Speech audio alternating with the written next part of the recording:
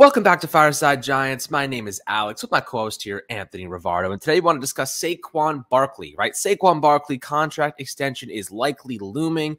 What Joe Schoen had to say about him recently definitely suggests that he is in their long-term plans. Essentially, Schoen came out and said a couple days ago that Barkley is the perfect mold for, what they want to fit their culture. And he's done everything right. And he's been tremendous for them this season. And he can be an asset for this team, right? The Giants don't have that many expenditures coming up in the future. They got some big money coming off the books. Of course, they have to, kind of deal with Daniel Jones, Saquon, and, Andrew Thomas still has 2 years left on his rookie deal. They can afford to pay Saquon right now if they believe that they can draft really, really well and put some pieces in place that can make an impact moving forward. But Saquon Barkley is having just another tremendous season, comparably to his rookie campaign. And this is definitely exciting stuff for the Giants, who've been waiting for him to kind of shake off the injury woes. And now he seems to be 100%. He's been kind of nursing a little bit of a shoulder issue, but he's played through it. He's looked really, really good otherwise. And he's definitely putting together a campaign worthwhile of a contract extension that mirrors probably the tier 2 of running backs in the league. So we're going to put together our own projections, kind of what we would like that deal to look like. I'm not going to overdo it. I'm not going to give him record-breaking money by any means, because I don't think that right now is the right time to do that. I don't think, coming off all the injuries, it would be the best idea for the Giants or really any other team.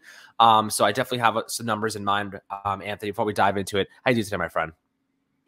I'm doing great. Excited to dive into Saquon Barkley. Of course, this is his resurgent comeback season. He is looking like a comeback player of the year candidate. He's playing so well. I mean, you could argue that he should have his name in the MVP race as well, considering the Giants are a surprise 6-2 playoff contender. And Saquon Barkley has had a lot of say in that matter. He has done a lot to propel the Giants to all of these victories. And it's just been really a joy to watch him return to form. We haven't seen Saquon Barkley run the ball or receive the ball for that matter like this since his 2018 rookie season. But now that he's returned to form, the Giants offense is rolling much better than it was in the previous years while he wasn't playing as well.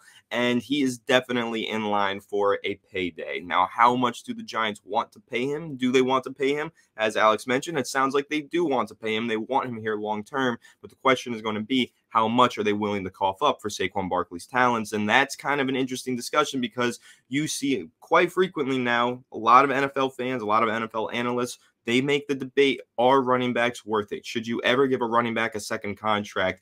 And at times, rare occasions, it's been successful for some teams. Derrick Henry is a good example. But for some other teams, it comes back to bite them. Ezekiel Elliott being a great example. So it's kind of a double-edged sword there. But with Saquon Barkley, tremendous talent. The Giants coaching staff clearly wants him here long term. So if that's what they want, that's what Joe Schoen should try and get done for them. And I'm excited to see, how he finishes out the year and what these contract negotiations really end up looking like. Yeah, first and foremost, Saquon's got to finish this year healthy, right? Like, that's the number one thing. That's why I don't think that Joe Schoen and, upper management are willing to really negotiate and settle on a contract extension right now, because they want to see him get through a full season healthy. You know what I mean? Like, he hasn't gotten through the last 2 seasons healthy. We still have another half the year to go, and we should really be hoping that he does remain healthy, because I think he could be an asset for us long term. But looking at some of the other running back contracts, you did mention a couple of guys, notably Ezekiel Elliott, Derrick Henry. Here's how much they are making, right, on a year-over-year basis. Christian McCaffrey signed a $64 million deal with $16 million per season, with $36 million guaranteed. That's the biggest contract in football right now for a running back, right? And he's had his own injury woes, and now he's been traded to the 49ers, and definitely not living up to the contract. But $16 million is the highest amount. Saquon Barkley is not getting anywhere near that, in my opinion. Somebody said on Twitter, $20 million. That's $4 million more than the highest deal in football. No way in hell am I doing that for a running back. Alvin Kamara has been pretty disappointing this season. Most would agree. $15 million per season. Ezekiel Elliott, $15 million per season. Dalvin Cook, he's had an ACL tear, $12.6 million per season. I think he's probably worth like that amount exactly. Derrick Henry is probably worth a lot more than his contract, given he is their offense. $12.5 million per season. That's a really, really good deal for Derrick Henry. Nick Chubb is at $12.2 million. Aaron Jones is at $12 million. And Joe Mixon is at $12 million. Saquon right now is at $8 million on the 5th-year option, obviously. So, I kind of see him in the Nick Chubb, Aaron Jones, Joe Mixon section. Like, that's like the tier 2 category. I'd say Derrick Henry is probably in that tier 2 in terms of being paid, but in terms of his quality, he's tier 1 running backs. Dalvin Cook also kind of in that tier 2 money range. But I'd say Saquon's pretty comparable to Nick Chubb in terms of how valuable they are. So, there definitely is something to be talked about there. And Aaron Jones is a tremendous asset for the Packers. They haven't utilized him that well this year. And Joe Mixon is coming off a 5-touchdown performance last week. Definitely carry my fantasy team. So if I'm looking at these running backs, I'm looking at Saquon Barkley saying, is he as good or better or significantly better than Nick Chubb, Aaron Jones, and Joe Mixon? I'd say he's probably pretty close to those guys. I think he's better than Joe Mixon and Aaron Jones and Nick Chubb slightly, but I think, they're really, really good pass blockers, those three. So they have value there. And Nick Chubb is just a tremendous running back on the ground. Aaron Jones could do it as a receiver. Mixon's really, really talented as well. I'd say that Saquon is comparable to those three in to a degree, maybe a little bit better. I think maximum he's going to get is probably $12.5 million, which is Derrick Henry. That's what I have him out. So my projected contract for Saquon is a 4-year, $50 million deal that averages at $12.5 million per season. And I'll give him a little bit more guaranteed money. I'll give him $25 million in guaranteed money, which is what Derrick Henry got. So that, running backs traditionally don't get that much guaranteed money, right? Joe Mixon got $10 million guaranteed on a $48 million deal. Aaron Jones got $13 million. Chubb got $17 million. Dalvin Cook got $16 million. Kamara got $18 million, right? If you give, Saquon that 4-year, $50 million deal and give him $25 million guaranteed, he might be more willing to settle for the less amount of less year over year because he gets the high guarantees. And also coming off all the injuries, maybe he's like, I'd rather just cash in 50 mil now. And that I'm set for life. I'm set for life there. Guaranteed $25 million. You're fine. I think that might be a good scenario for Saquon. And I think it would also help the Giants from breaking the bank, instead of having to invest $18 million in low guarantees and hoping to God that, you escape without just ruining your financial situation for the future, where you have to pay Andrew Thomas and maybe Daniel Jones. So when you're looking at Saquon Barkley, Anthony, where do you think he lands? Do you think he gets paid as much as Nick Chubb, Joe Mixon, and, Dalvin Cook style, Derrick Henry? Do you think he's better than those guys? I'm curious to hear your thoughts on that. Yeah, I mean, I think that Saquon Barkley is obviously going to ask to be paid like Christian McCaffrey, but I personally don't think it's worth it for the Giants to pay him that much. Now, I agree with you. I think in that Dalvin Cook, Derrick Henry, Nick Chubb range, that's where Saquon Barkley's contract should fall. And I agree. I think, as a Giants fan who wants to see the team have money and flexibility for the future, I'm really hoping that's where it falls, around that $12 to $12.5 million range, because that's affordable. $13 million is probably the max that I would offer Saquon Barkley at this point. And the reason why I wouldn't bring him up to that Christian McCaffrey level or anywhere higher is because injuries, man. He's been hurt a lot in his career, and there's no guarantee that you're going to pay him $13 million per year and he's going to be on the field for all 17 games in each of those years. So that injury uncertainty is ultimately what's going to drive Saquon Barkley's price down, and ultimately why the Giants might have some skepticism going into these contract negotiations. Can Saquon Barkley stay healthy? Now, he's stayed healthy so far this year, but he's got the whole second half of the season. As you mentioned, Alex, he needs to stay on the field for the entire second half of the year. Then we could start these contract negotiations and see where that number lies. But if he ends up on IR at any point this season, or if he misses 3 to 4 games at any point this season, that changes things. That absolutely changes things when you're talking about this contract negotiation, because then you're just once again left without Saquon Barkley in this offense that desperately needs him, as the Giants have been for the last 2 to 3 years. So when you're looking at Saquon Barkley and where his contract is going to fall, again, I agree with you. Around that Joe Mixon, Nick Chubb, Derrick Henry range. I think the numbers that you mentioned for guaranteed money also make sense.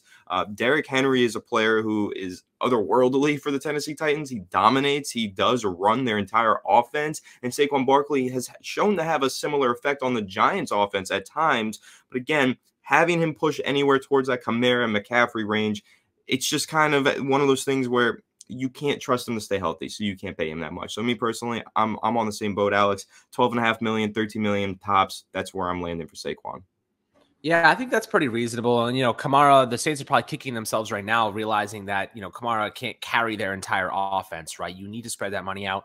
Injuries are always the biggest problem when it comes to running back. So $12.5 million, of course, as the financial situation for the NFL gets more and more prominent in the NFL teams, the cap space increases and whatnot. So these are all things that are going to play into the equation in a potential contract extension for Saquon, especially if it's more years. But I think more guaranteed money would keep the year-over-year salary down, which in my opinion is a good thing. That's exactly where you want to be if you're the Giants, because big expenses coming up in the future with guys like Andrew Thomas, who are going to get 20 million, maybe more per season. Those are the guys you spend the money on, not your running backs. But that's not to say that Saquon isn't an extremely valuable player. If the Giants have a good receiving game, you got Wandale, you got some more guys coming in, maybe the Giants trade or draft somebody next year in the first round, you're in a good spot, right? You got Saquon to protect your quarterback in terms of, you're running the football very effectively. The offensive line is taking big steps forward here. I really like what Ben Bredeson has done this season. Feliciano is serviceable for the time being. Mark Lewinsky's been pretty good the last couple of games. Evan Neal's taken big steps forward before the injury.